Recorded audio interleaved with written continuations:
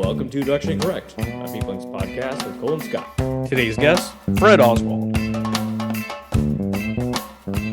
Thanks to our sponsors, Worklytics. Generate actionable insights from work data while protecting your privacy using workplace analytics with our partners, Worklytics.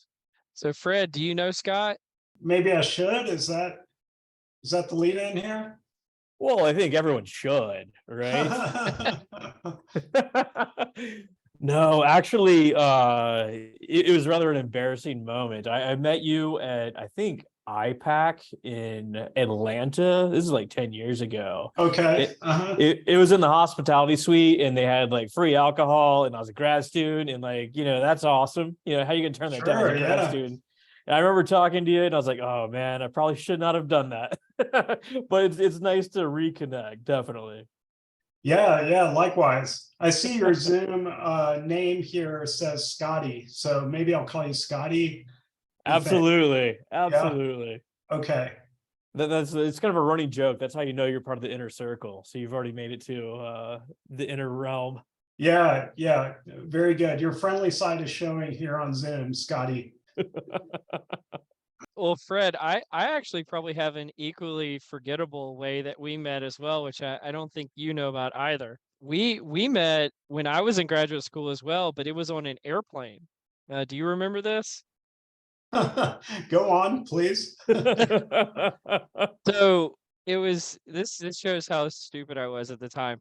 I'm sitting next to you on an airplane, and I think you saw like something that I had like in my hand or something that indicated IO psychology, and you were like, "Oh, what's that?" And of course, I'm like dreading this moment because now I had to explain what IO psychology is to a stranger. And little did I know, it's like Fred Oswald is sitting next to me on this plane, but I'm trying to explain what IO psychology is to Fred Oswald like an idiot. And luckily, I didn't even ask you to stop, right? I made you go through the pains. No, you made me get all the way through it. Luckily, there was actually another guy on the other side of me who was also an IO psychologist on the way to PsyOp who bailed me out. And then you guys had a good conversation, and I just sat there like, oh my God, I'm so stupid, like the rest of the flight. No, you gotta start somewhere, and you know what? We're all still figuring things out, aren't we? As we'll talk about today. I still haven't figured it out. I have not figured out how to talk about IO psychology to strangers, and to this day. Well, maybe that was what Fred was doing. Like, it's great to hear other people explain their opinion of what IO psychology constitutes. My mother still calls it, I do the I and the O. So, I mean, that's a basis. My parents, even in a Christmas card one time, they said Cole is very involved in PsyOp, but they spelled it like psychological operations, like PsyOps that the military does in other countries. And I was like, wow, people think I'm in like the CIA or something. You could be very involved in that. Probably, but it's not necessarily something that's desirable, I would say.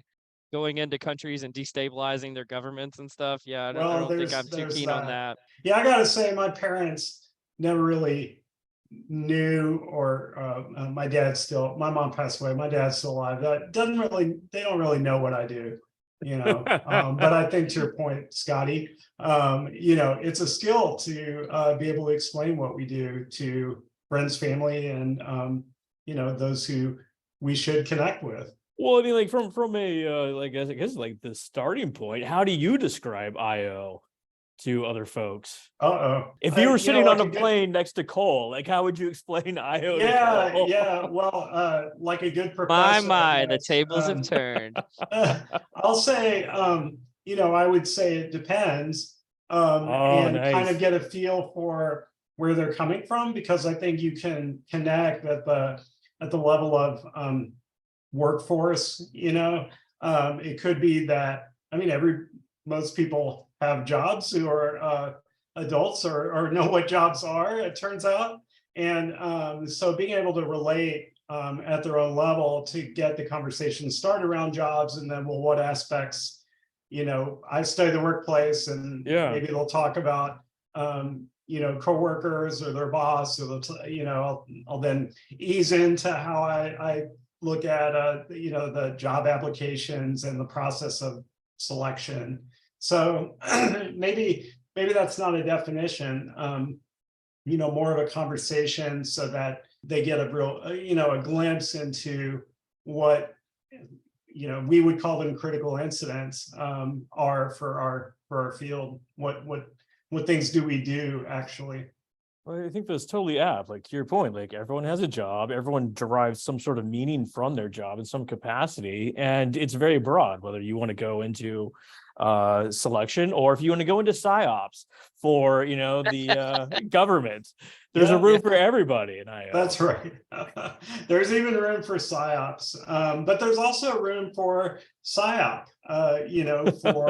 For those who may appear really interested, we could refer them to the PSYOP website and explore what's on there, and even go to the program for the conference to see what people what's on people's minds recently and what they're presenting at the conference and so on. Yeah, well, that's actually probably a good point to introduce you, Fred. So I wanted, because you have been a previous president of PSYOP, or the Society of IO Psychologists, back in 2017 and 2018. You're also a professor of IO psychology at Rice University, amongst many, many other accolades that we'll probably spend the rest of the podcast talking about. But one of which I'm really excited about is you're the current associate editor of the JAP, as we sometimes call it, the Journal of Applied Psychology, which is the premier journal in our field. So I'm just super honored to have you on the podcast today. Thank you so much for joining us. Oh, hey, the feeling is quite mutual, guys. Thanks for having me. I really appreciate it. Let's not talk about accolades. I don't even know if I'm saying that right, but let's talk about the good stuff. Absolutely. Tell me what's on the agenda.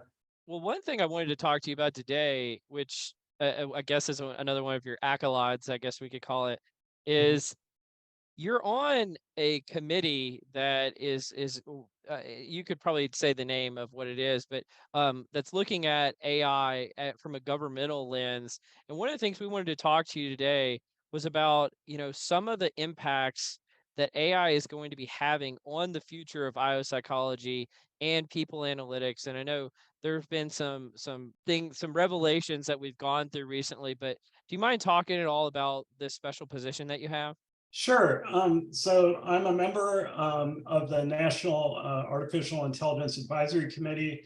We advise the president and the Secretary of Commerce. I can't say I've met Joe Biden at all, let alone recently. But our report was just released at the end of April. I guess the official stamp maybe was later in May, but basically that was our year one report. So 1 year of activity where we laid out infrastructure for AI along the kind of buckets of international AI. So, US working with other countries on policy and innovations, business. Also AI and the workforce, internally, what are some issues we can promote there? Trustworthy AI. So a real push behind the initiative in the first place was the fact we need to develop trust in AI at all levels and preserve individual rights and civil liberties. And of course, with that comes the perennial concern and appropriately concern about bias across various subgroups that are already vulnerable in the world. And so it's very wide-ranging, very, very sweeping report, but focused on the federal level with the idea that, we are advising President Secretary of Commerce, so focus on federal work and then, see where that goes in terms of corporate stuff going on outside the government. I'm obliged to say that none of my opinions today are as in representing NIAC. I am me wherever I go. So all my opinions here are my own. But what was interesting about the group, I guess like any group of diverse range of people, you look at each other and you say, who are you? And they say, who are you? And you get to talking and figure out where you're coming from and where your complementary sources of expertise are.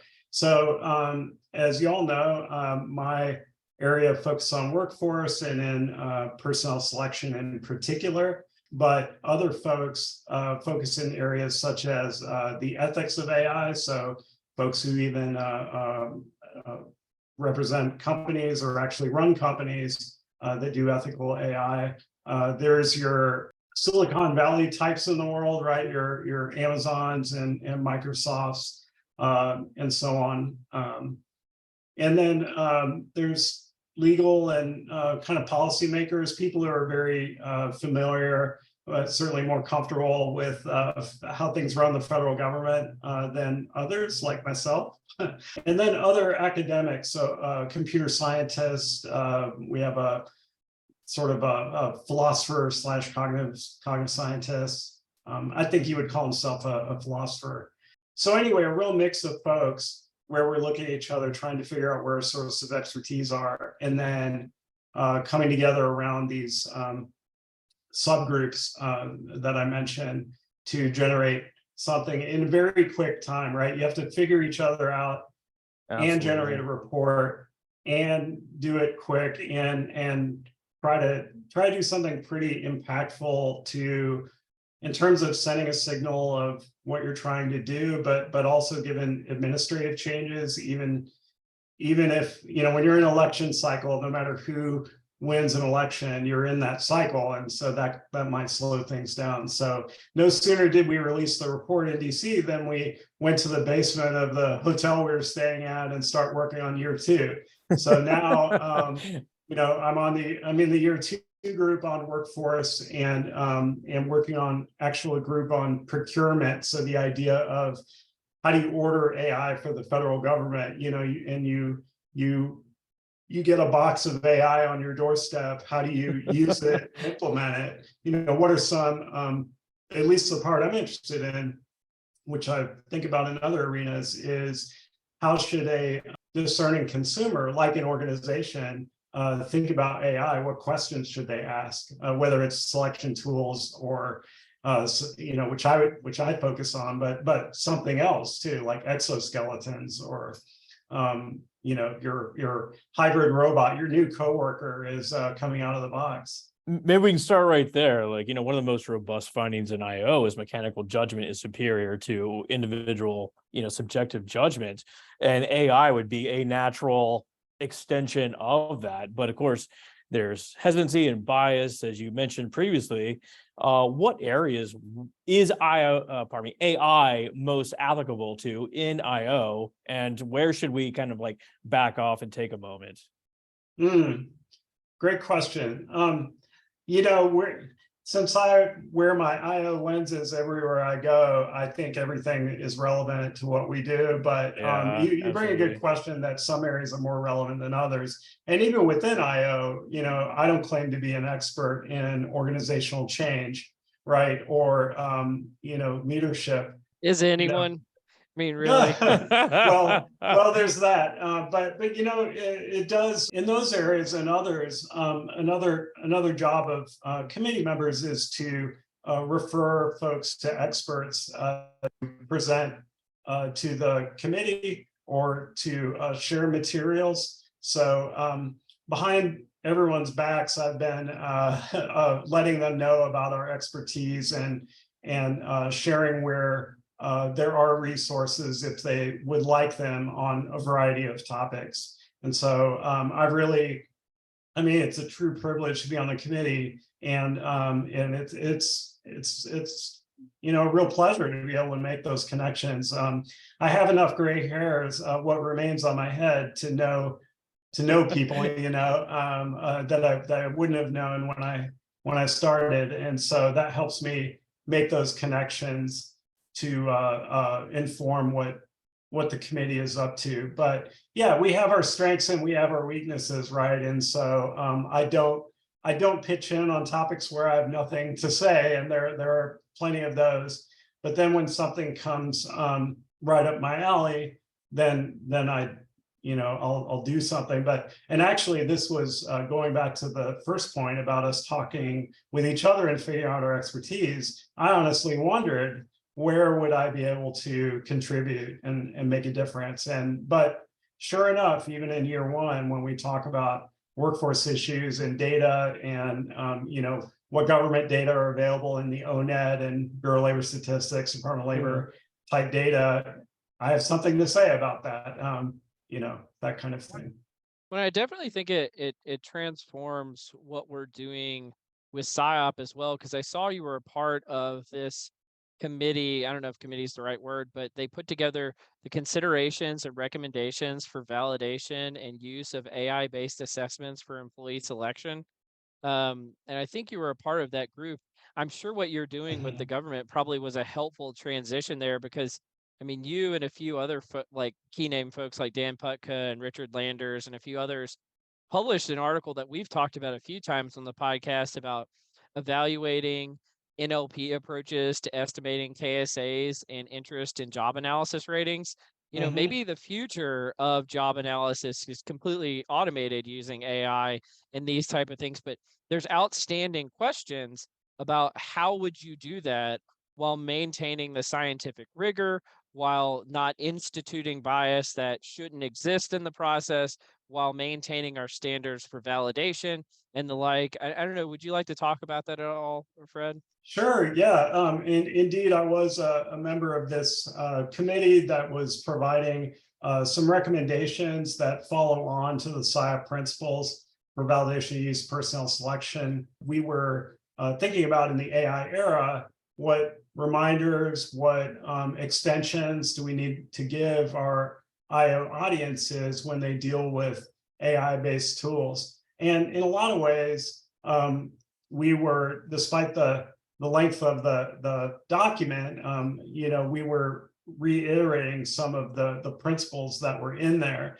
It almost like part of it was, hey folks, go back to the principles and let's remember our principles. Let's remember our principles and principles about reliability, validity, and fairness, and what those mean, and hold on to those tightly and dearly, maybe even more tightly in the age of AI, where algorithms are opaque and technologies may give you messy data to which you're applying those opaque algorithms. So it really is a different world. But at the same time, the document contains some new considerations because, as one example, differential prediction, if you see whether a measure is more valid for one group versus another, that is that amounts to differences in regression line slopes, for instance, between groups. And I'll put aside issues of reliability and range restriction and stuff like that we think about. Those are clearly important. Which is a whole nother debate we've had on the podcast too. Yeah, okay. Definitely those are important issues. But focusing on the core of just the concept of measures behaving differently for different groups. So it's not only prediction, but also, are you even measuring the same construct across different groups? So the measurement and variance issue comes into play as well. So the point is, and we didn't answer it in this document, but we asked that question of what does it look like in the machine learning era? And those are, both measures reflecting constructs differently between groups and also measures predicting differently between groups. Those are arguably different types of bias, right? And ultimately, we think of bias, or a lot of people think of bias in terms of the outcomes, in terms of adverse impact.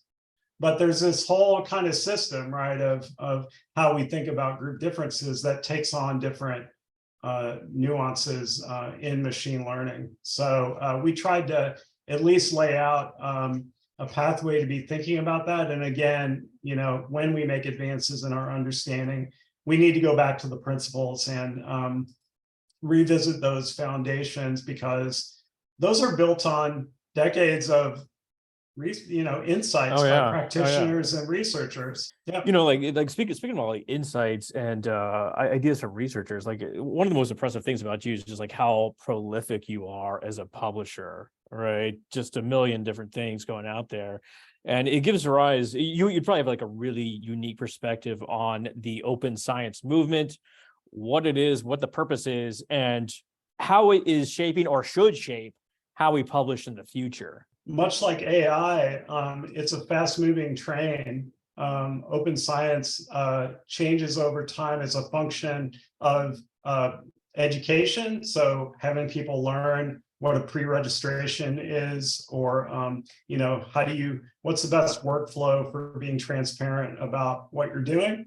The technologies for doing that changes over time, and the ideas of where and when to do that change over time. So for example, journal policies, Journal of Applied Psychology has started to follow open science framework guidelines. But we want to advance the quality of our work. We want to keep improving it in terms of standards, but we don't want to, we understand practical concerns. Like if organizational data are proprietary, you want to publish from it, we're not going to demand that authors share it. It's simply impossible. Absolutely. So it shouldn't be a mark against somebody to, who has great data, great research question, but can't share the data.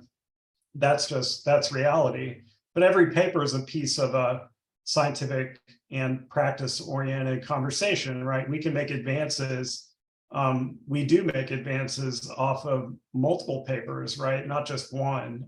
So that paper may have its limitations, but another paper will contribute. It'll have limitations, but advantages that complement the limitations of the other papers. So I love this topic because I get involved in these conversations with different researchers that'll say, essentially they'll take a paper and just like rip it apart, like all the methods, and essentially claim that nothing from it is valid at all.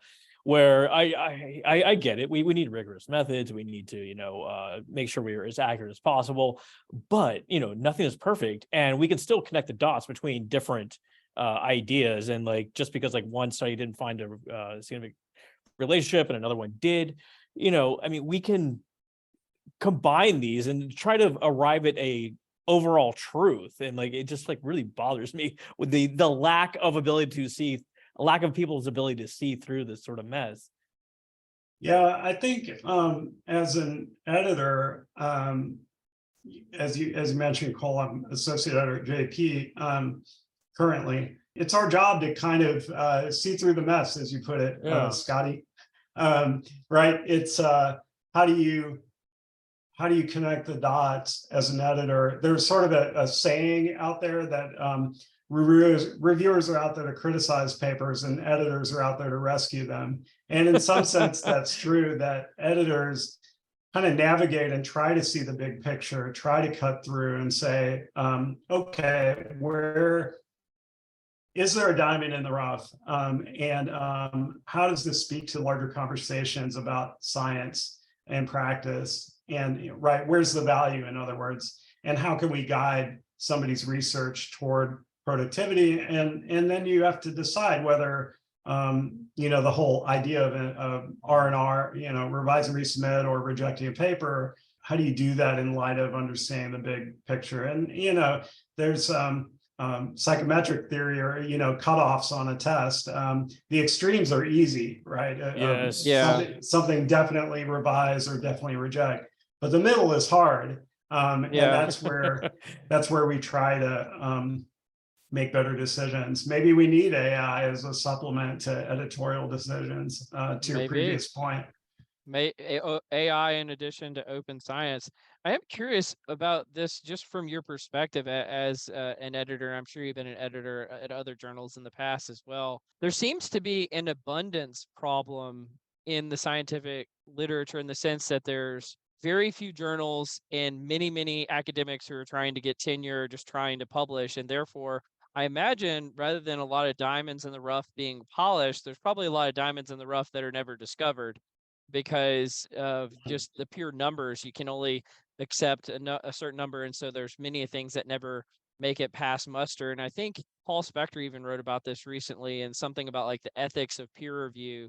And so I'm wondering, what's your perspective on peer review in general as a part of journals, and some of the gamesmanship that seems to go on, and maybe some of these diamonds in the rough that might never be discovered?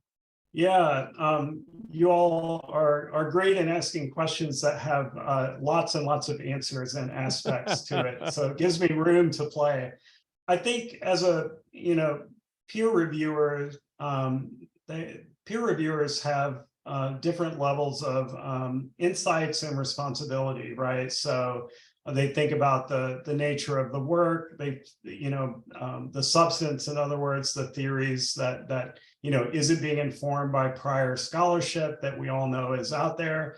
How's it doing that? And then given the context that the author should be laying out there for the reader to understand and motivate the issue, how is the paper providing an incremental contribution? So peer reviewers are looking for that.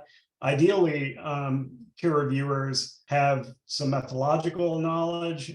They may, it's why you have more than one reviewer, is that they complement each other to offer different aspects. Yeah. But hopefully having substance is important so that whether some methods are being useful for answering the question or not. If you're pure methods, that may not be helpful. And if you're pure substance, that may not be helpful either. So you're trying to collect both sides of that. But then, to your question about science, like how much should we be publishing? That's a great question. It's one thing to look at JP or any particular journal and say, here's the accept reject rate. But what does it look like across journals? So if you look at the global, of the output that is put out, that sounds weird, output that's put out there, what parts of it are not making it that should? And by the way, what parts of it made it that shouldn't, right? And experts can disagree on how to frame that question, but it's an important one, not just in terms of those sorts of decisions, but also the timing of it. Folks have a tenure clock. When I was younger, I had a tenure clock, and so I'm very sensitive to that as well as part of this process. And that brings up other questions about how do we change the models for journals that don't disrupt careers, where there's the plan is known for those who are seeking tenure. So I think trying to figure out the routes that work for our field while carving out new routes is important. And open science, the steps we're making, I alluded to previously, is part of the answer there. Well, I mean, like given the realities of the publishing, timelines and people needing tenure, is open science even like really feasible on a broad scale, or is it like have to be like journal specific? Well, open science involves a wide range of practices. So my take on it, partly it's out of my ignorance, out of all the options in open science. But my take on it is, well, find pieces that you see out there that are good, that are relatively easy to do, where folks see the benefit of it. So it's doable, it's rewarded, it's and raise all boats a little bit, right? Give people a taste of it. So like data sharing, to the extent you can, do it. Pre-registration, try it. Like I have not, most of my work, I have not pre-registered, but part of it is my work happened before the open science movement, but part of it's also like just getting in the habit of it. And I got to say, our graduate students really understand, they engage in open science, I would say in general, more than faculty, and know which parts more or less work for the field, right? Which parts are a little unclear, which parts don't work. So we definitely need grad students and early career researchers involved in conversations around open science. They are the future. For sure. Absolutely. Well, are there parts of open science that don't work? I know we had sent over in preparation for the podcast this IOP article about open science closed doors by Guzo Schneider and now Bantian is, I believe, how you say it. Are there any kind of limitations or deficiencies that we should be thinking about as well? That paper, it's been a while since I've read it. I actually was a reviewer on it. They sent it to me prior to publishing, but honestly, I'd have to remember. My general take on it was that we need a middle ground in terms of open science, in the sense that it's not like we should do everything, and it's also like it's not like we should do nothing. Open science should not be a police state kind of notion, or casting judgment. What could on be wrong with authors. that, Fred? As much as what would be wrong with that?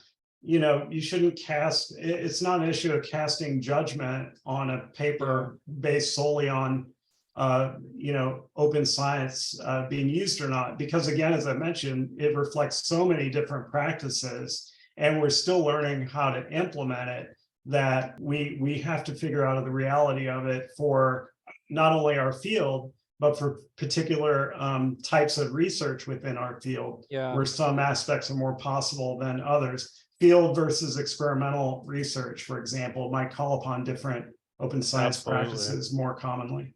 Yeah, just from practical reasons. And I'll just tell you the reason why we bring it up with just about every academic we talk to, Fred, is I think the replication crisis hit us hard, and I don't really have a lot of prescriptions on the exact nitty-gritty details of what open science needs to constitute, but whatever can keep us away from our work failing to replicate is, I think, the mission that our field should really be taking to bear.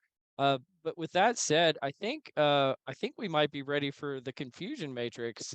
Scott, do you have any confusion matrix for us? We have confusion matrix, and like just back to your point very quickly, like you don't need to be punished for not following open science, but definitely reward those articles that do. Yes, put a little absolutely. gold star on the top, whatever you need to do, just highlight that they are open science. But we have 5 questions for you, Fred. I know that you've done quite a bit of Big Five research, so these are loosely based on the Big Five, so you might know how to answer them accordingly. Here we go. Okay, so how many TV shows are you watching right now? Not much. I gotta say, I watch whatever Beth, my wife, has on TV. I'll sit next to her and watch it. So often it's some kind of ghost hunting. She watches those things. Yes. She'll be upset that I mentioned that. No. Yeah. No, and I was gonna say you were low in openness to experience until you said ghost hunting. I'm like, this guy is open to experiences. Well, they are entertaining. Those are entertaining, I will say. The news and that kind of thing. Not all that exciting, I suppose. I like to think that you just watch everything. Just like wildly open to experiences. I'll watch anything you're watching. Put it that way. That's more agreeable than us right there, well, no. I will actually engage and understand and enjoy it too. So maybe a little of both. I actually score kind of low on agreeableness on standard Big Five tests, which I'm not quite sure why. I guess maybe I need to look at the specific items and hyperanalyze. Fred, come to the dark side with me, Fred. Come join us. We have more fun over on the disagreeable side. Yeah, are you disagreeable yourself? Yeah, very much so. Wow. Agreed. There was that meta-analysis that showed that agreeable people have better outcomes overall in job contacts. I like to think of disagreeableness as showing pleasant restraint, meaning that you have boundaries, like everybody should have reasonable boundaries, but it doesn't mean you snap at people or disrespect their boundaries. Okay, question 2. Do you time box your task, or do you go to your absolutely finished? I'm not hyper organized about tasks. I try to get things done in slivers, like we're all in the Zoom world, right? In between meetings, in between things I'm doing here at home, I sit down and try and do some stuff. What I don't want to do, and sometimes the strategy leads to first in, what is it? First in, first out, last in, first out. Yes. No, it's last in, first out is the suboptimal strategy. You put out the fire you see first. So I try not to do that, but try to semi-organize what's going on and then tackle that in between podcasts. Here's a controversial engagement item. Do you have a best friend in the office? My best friend is the entire Department of Psychological Sciences at Rice. I love it. Good answer. Yeah. Well done.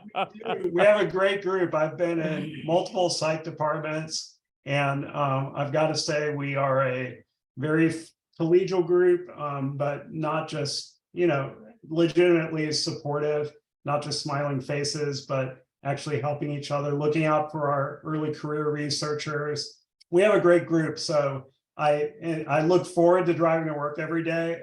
Occasionally driving to work, I have thought about people driving slow, where rather than being disagreeable, I think about how, some folks don't look forward to going to work. Maybe that's why they're driving slow, or everyone has their own story in I the like car, that. right?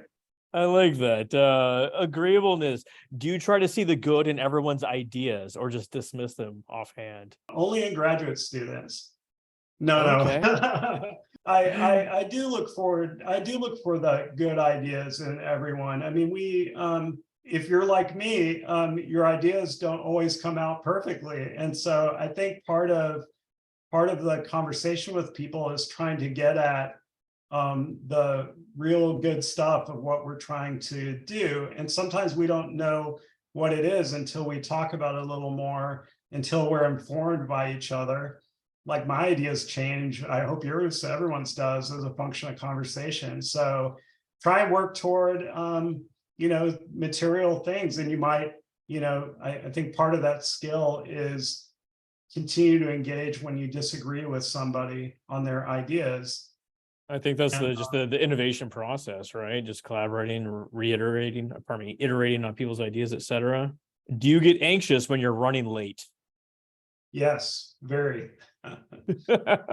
Yes, even over time, I get more anxious about that. I tend not to run late, but if I do, I'm not liking that very much. We have one write-in question. So I asked a tenured IO. I was like, I'm going to be talking to Fred Oswald. Like, what should I ask him? And she said, well, he probably lives in Rice Village or somewhere near there. What's his favorite Mexican restaurant in Houston? Oh, wow. Okay. There's an easy answer to that. But I live, I actually, for those familiar with Houston, or I don't know if you want to look me up and get on the satellite photo to see where I live. But I am. Let's not do that, please. Yeah. I'm on the west side of Houston, the Galleria area, just outside the Galleria. So I'm about 20 minutes to Rice, straight shot.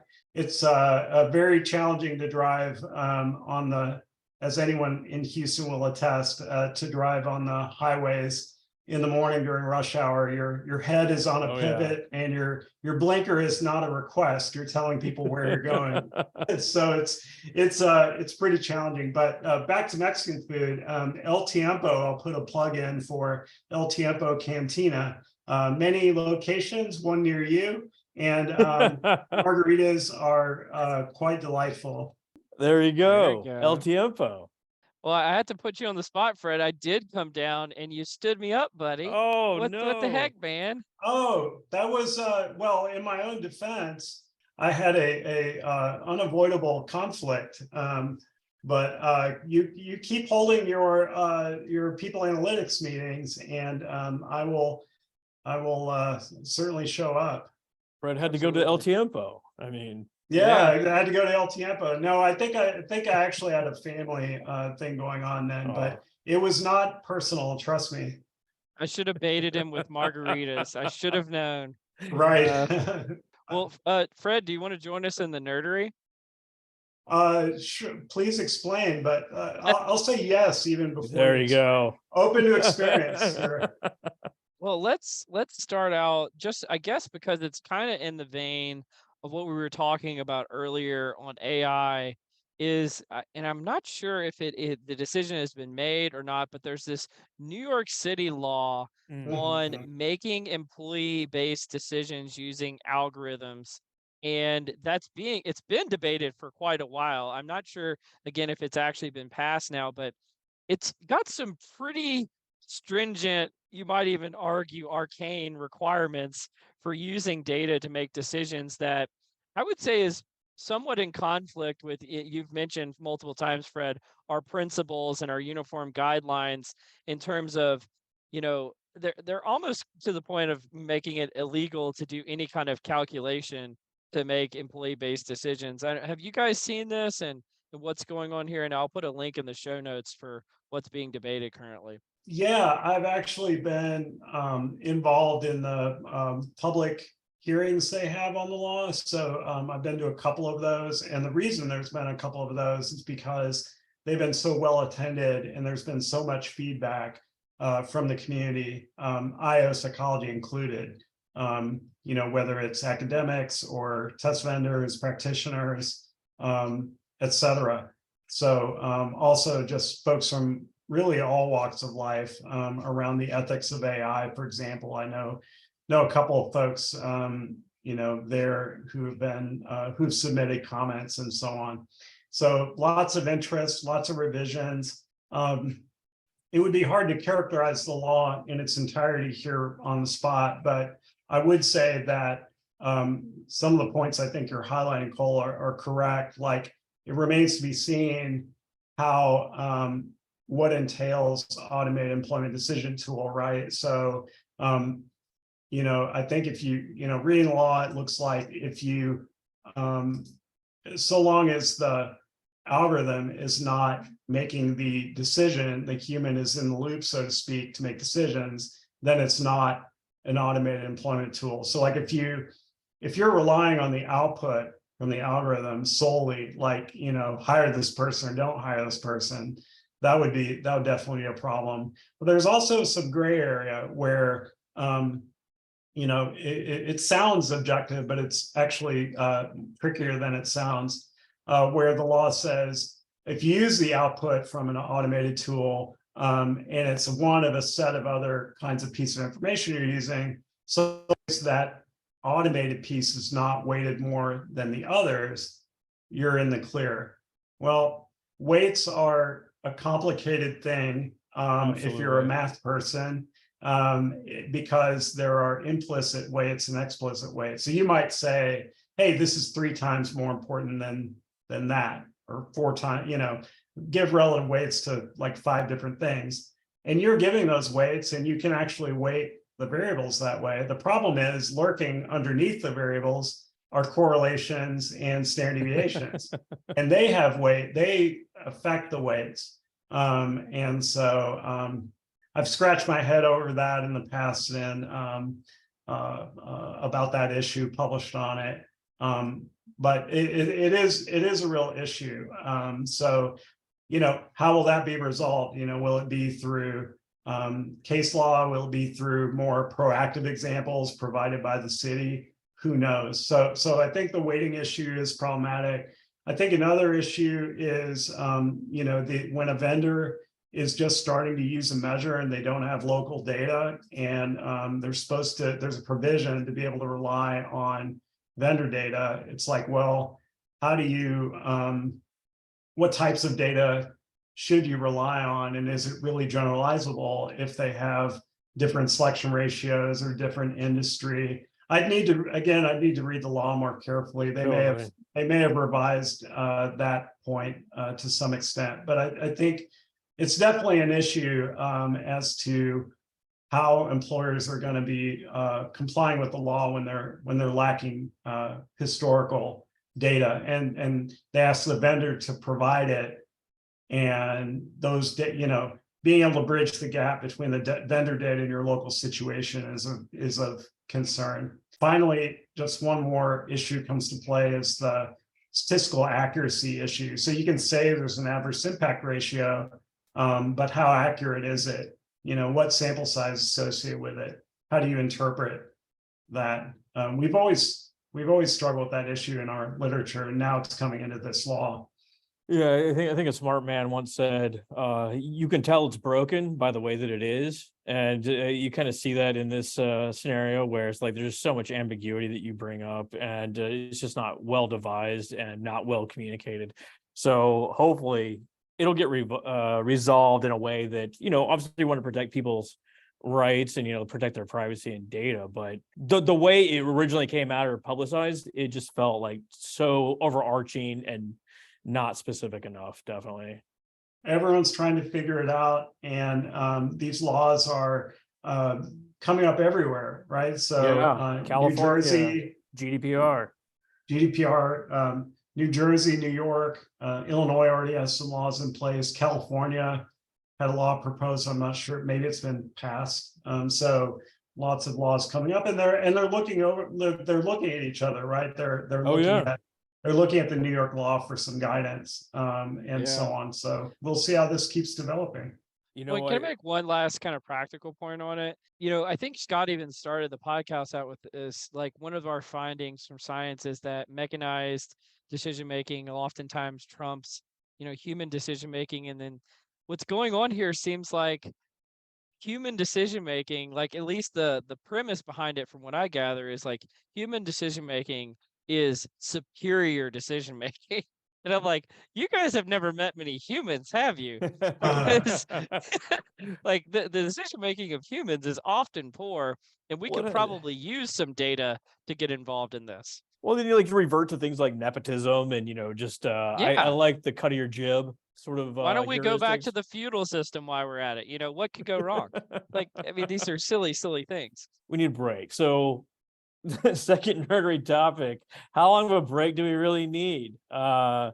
And what should we do during this break to regain our fatigue? It's a really pretty interesting study. So it's a experimental study. They asked people to complete a task requiring vigilance. So it's changes in computer screen sort of things, and respond to keyboard. So not too dissimilar to writing a doc or sending emails and sort of thing. And then they manipulated the break condition. So one group, they had them watch a funny video. Another group, they had them watch a meditation video. Sounds boring as hell. And third group, they said, perform a similar but different task. And they also manipulated the break length. So either 1, 5, or 9 minutes for each of these conditions. Overall, all break conditions had at least a small replenishment effect. That's pretty cool. A funny video clip, no matter its duration, 1, 5, or 9 minutes, reported much lower fatigue. Participants whose break consisted of performing a different but similar task for 1 minute also fully recovered. That sounds implausible, but okay, whatever. They also reported lower levels of fatigue. And overall, short breaks are one effective way of improving feeling, energy, and replenishing feelings of energy and attention at work. Interesting. Very interesting. So get your TikTok out, watch some funny videos on TikTok. Right. Will it mean that employers will tell employees to make their breaks shorter? Take a micro break. The negative side. I love it. Yeah. You just need 1 minute. He is disagreeable. Yeah. I love it. I think there's a happy medium here for the right type of break. And of course, delves in the detail of what type of tasks are we talking about on the job. Type of break would be interesting to manipulate, right? What kinds of things are you, there's an exercise or take a walk break. There's a stare out of the window break. There's listen to music break. When I want to make a comment, Scott, you talked about the meditation one. Have you ever heard of the Calm app? Yes. It's just like a collection of these sort of ASMR sort of things. And they have a series of those videos on HBO, and I was like, what is this? I put it on. I'm telling you, it might be the most relaxing thing on earth. I was like, we watched it with my children. My children even calmed down. I was like, what are they putting sedatives into this? Geez, this is the best thing. I've been through it because I think they have something like 8 videos. They're not that long, and we've been through the cycle multiple times at our house because it's just so dang calming. It's subliminal psyops right through the TV, right to your brain. Exactly. Pretty interesting. Yeah, I think, and to your point, can apps help us out as options for easy access to breaks that are designed for us? I think that's, in the age of AI, we talk more about personalization. So maybe these apps will figure out the break that's right for you in terms of length and type and so on. So that research sounds pretty interesting. We kind of touched on it earlier. Like I know you obviously a prolific reader as well, Fred. I'm seeing like conflicting results on like the value of well-being in the office, like whether it has any effect or whether it's great for personnel. Have you seen anything that like shift your opinion one way or the other on what well-being sort of initiatives are doing? Yeah, this is a little bit out of my area, but I have seen enough work through editing to know that well-being research is certainly alive and well in thinking about it, whether it's from a experience sampling method perspective. So like let's get more in-depth data on how people are feeling over time. And are there cyclical effects or are there network effects based on who you're dealing with and what you're doing? So I think digging into those processes is really helpful because they more closely reflect the reality of work and probably get at ties between well-being and productivity that we may not have seen otherwise.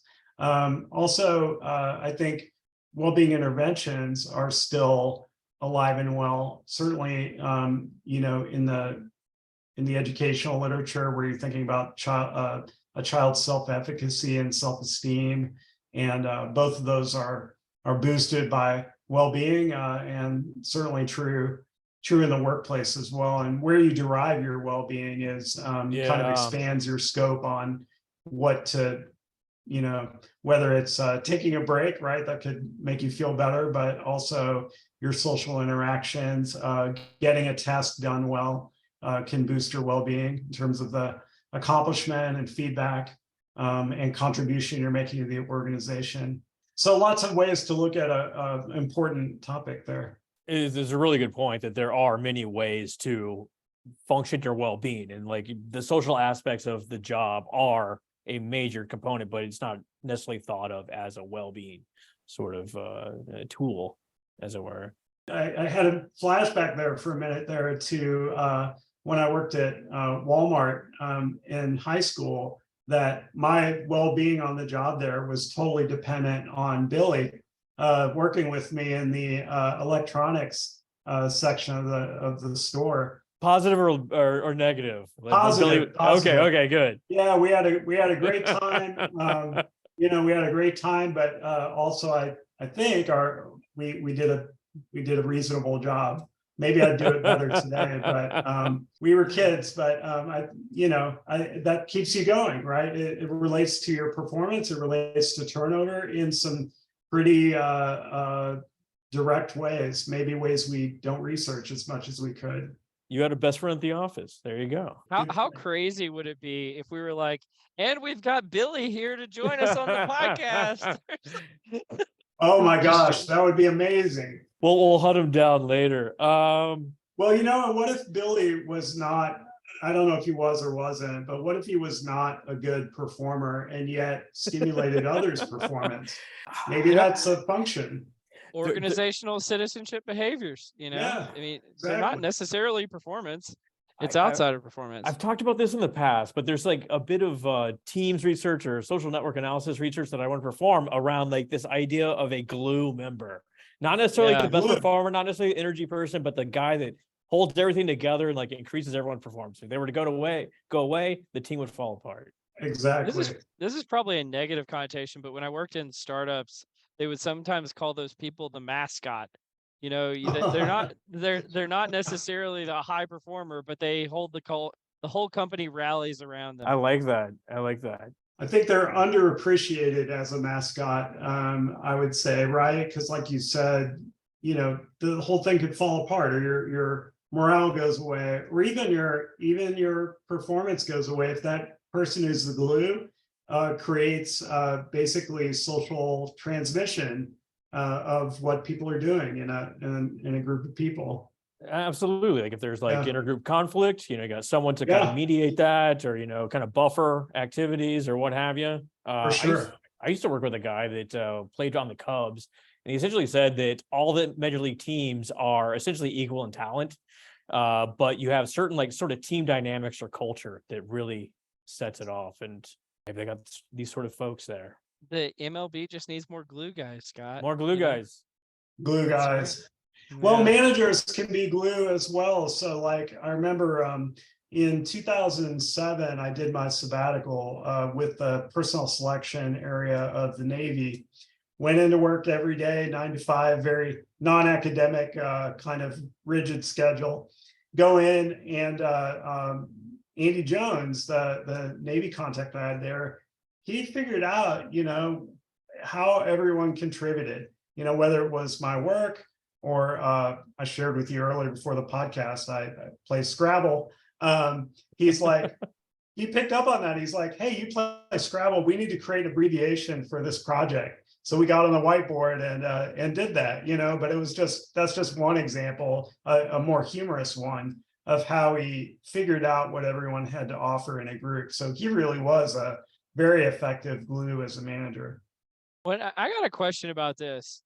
How does one become good at Scrabble? Like I'm not good at Scrabble. I've never been good. And people, I think is there like Words with Friends or something was really popular there a few years ago too. How do you become really good at Scrabble? Thank you so much for humoring me, Cole.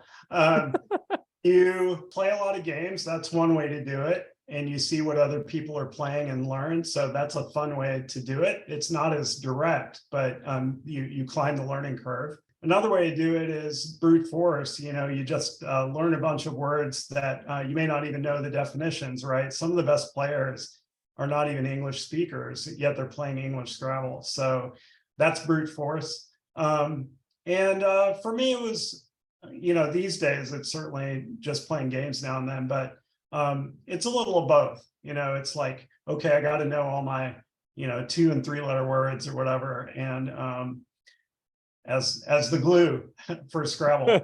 And then it's a thing. There's you take anything, right? You all probably have favorite hobbies where you have a group of people that affiliate with you. And I gotta say the group that plays Scrabble is a very quirky group, and I guess I have to count myself among them. And it's interesting. I haven't played in the Houston club for a while, years, but there is a club here waiting for me. XI feels like cheating, right? I don't even know what word that is, but I know it'll score. Oh, XI, yeah, Greek letter. No, that's in maybe Liz will use it. Yeah, well, I think we always called that Xi or whatever in graduate school. Yeah, Xi, okay. These things are unknowable, Fred. They're literally unknown. They were carved on tablets, and we're trying to figure it out today. Exactly. Well, I think we had one more nerdy topic, which I guess the irony is striking me now that we're talking to a college professor and we're bringing this up. But was the popularity of college it seems like in the last few years, this is from the Wall Street Journal reports that 56% of Americans now say getting a 4-year college degree isn't worth the cost, which is up from 40% a decade ago. In terms of opinions changing, that is a stark contrast. I don't know, Scott, any thoughts here on why you think this? I don't know if it's so much as the value of the college degree has gone down. I'm not really sure that's the part of the equation. It's just the cost of the college degree seems like it's gone up so much. And is it the push for? I know a lot of employers are talking about moving the 4-year degree as a employment requirement and things like that. What's your perspective on this? Well, clearly the costs have gone so astronomical that people don't want to be in debt, for 10, 20 years following college. I totally get that. I'd love to hear Fred's perspective on this, being a college professor. But the internet has also democratized a lot of sort of skills. Like you can go out and get data science skills for free from Google, or some of these other MIT offers free courses as well, where without the need to take British literature, which from a culture perspective, from a liberal arts perspective, is very valuable. You can speak well at dinner parties and this sort of thing. But yeah, we might be able to know what Xi is if we had a better humanities education. I'm glad y'all do. But it is striking, and it seems like there's a proliferation of majors that are not related to money making. So like things like engineering or like advanced degrees in psychology, obviously we can attest that there is a market for you, especially based on research skills, et cetera. But there's also a lot of things that just don't translate into a livable wage. So I think people are shying away from that. Mm-hmm. That'd be my thoughts anyway, uninformed thoughts. No, that sounds right. I mean, the educational landscape is changing in many ways. And I think answering this question in part would be useful informed by people who have gone through non-traditional pathways. So those folks who have gone online to get specific training in, coding, computer programming, or maybe technical skills, learning electrical or plumbing. Mm-hmm. Maybe you can learn your skills that way. There still might be certification issues to get through that are standard no matter what pathway you took. But learning more about those options, I think, is very informative. I think there's an issue of kind of a broad brush distinction between the proliferation of ways you can get educated and the number of people that are going down those pathways, right? So we know even if people in polls say that they're not, they don't think traditional method is necessary for education, that doesn't mean they're going those non-traditional routes. So what do those actually look like? Who's taking the leap and who's not? And it might divide along different lines. Could be, demographic differences. SES differences, I would certainly think, that there are cheaper options to get to where you want to go in terms of your next career step. And, as we, it'll vary by industry, I suppose, but, some pathways will get more clearly defined than others as far as how you follow a non-traditional route. Like maybe for Python coding, for example, folks say, who have already done it, right? So you can get this informal advice from peers who have already done it and say, look, just go to this site, you'll get trained. It's 12 hours a day for 6 weeks or something, but then you get this certification and I got a job here and you can get a job there. And, those types of things are already coming out naturally. AI and generative AI is a big disruptor as well. So like if I had a kid going into college next year and they're like, I want to be a copywriter, I'd be like, hell no. Right. Well, I kind of want to ask you about that, Fred, because when I've been speaking publicly recently, I've gotten this question or some kind of variation of this question quite often, which is like, it's a parent who says, my kid's in college or my kid's about to be in college. What should I tell them to study so that this wave of AI, they come out the other side on top? And, and one of my variants of the answer is I say, well, eventually I think AI is going to be college. But until then, I don't know. I mean, maybe computer science, maybe it's the humanities because critical thinking is going to become that much more important. But what is your perspective on this, Fred? Your last point really resonates with me, which is because technology is becoming so disruptive. A year ago, we were not talking about ChatGPT, right? Now it's all over the place. We're really thinking about what it's going to do. And in fact, people are doing it, right? We know people are out there advancing their work career, or at the very least, writing emails more easily using ChatGPT. So how is that rearranging people's skills, rearranging their time? They have maybe more time free.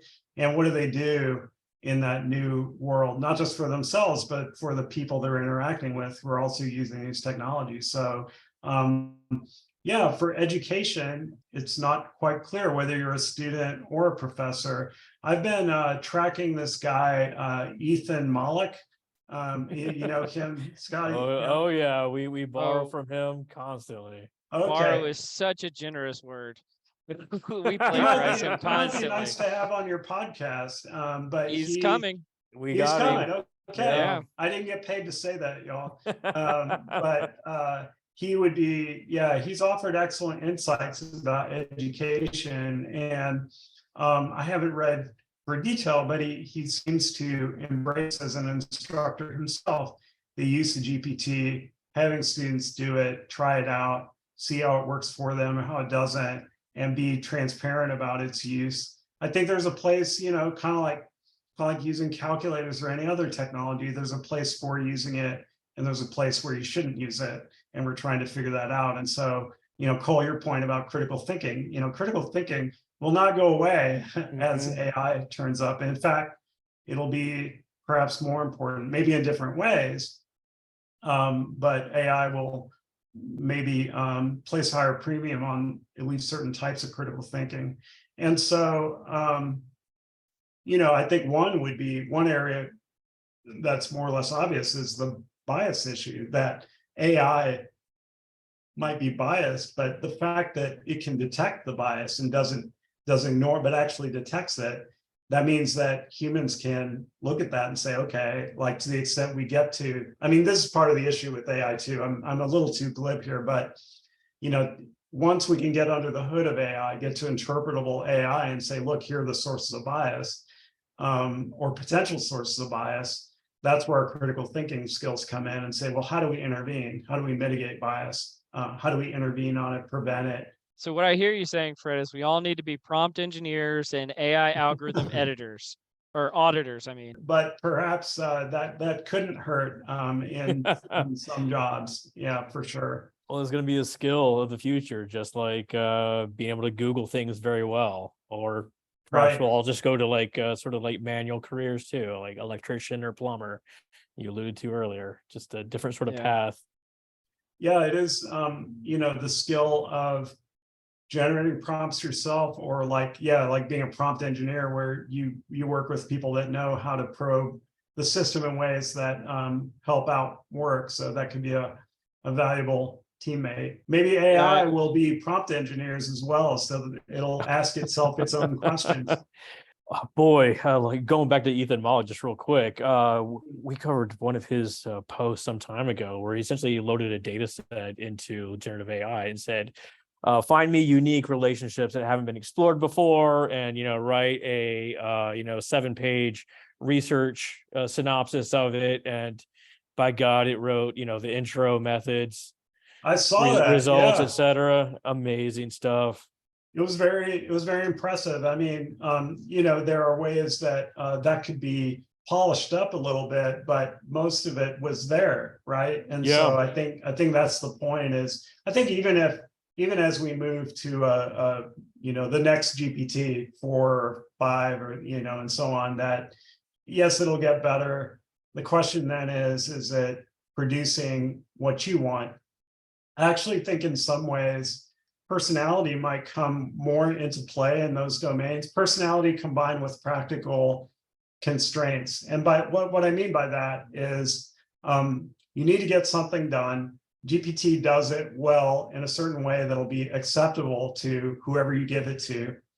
But then the question of whether it's acceptable in the way you would like may almost be a personality question. It's a matter of style. It's funny you bring this up, because I had this exact conversation with Cole over the weekend. I was saying, like, I got ChatGPT to write me a couple paragraphs. I took my paragraphs, I put it in there, said, here, edit it down, kind of change it up a little bit, smarten it up, because I'm not a smart guy, these sort of things. And then I got it back and I spent just as long trying to rewrite what it wrote that it took to get back to the original draft, essentially. ChatGPT, the new time waster of 2023. That's right. This OpenAI's next commercial. Anyway, with that said, I think we've officially gone off the rails in the podcast. So this is usually where we wrap things up, Fred. They say never meet your heroes. So thank goodness you're not one of my heroes, Fred. I'm kidding. Thank goodness. That was a terrible joke. The anyway, I actually mutual, Cole. No. Fred, if you knew how much I had looked up to your research, you would know how much of a joke that was. So thank you so much for what you do. Same thing. I remember. Whatever. Well, I remember you from the plane. Ever since then, Oh yeah, just this twinkle in my eye struck you the right way, right? Yeah. There you go. There you go. No, y'all have been great. I really have enjoyed this podcast, and thanks for having me. And I will become an avid listener from here on out. It's just been y'all are very talented at what you do, and thanks for entertaining me, but more importantly, keeping our audience engaged. So thank you. Thanks for coming on, Fred. Super appreciate it. Take care, y'all. You've been listening to Directionally Correct, a People Analytics podcast with Colin Scott and Dr. Fred Oswald, my hero. Thank you for joining us, Fred. Hey, thanks a lot again. As always, all opinions are our own and do not reflect those of any other organization. You've been listening to Directionally Correct, a People Analytics podcast with Colin Scott.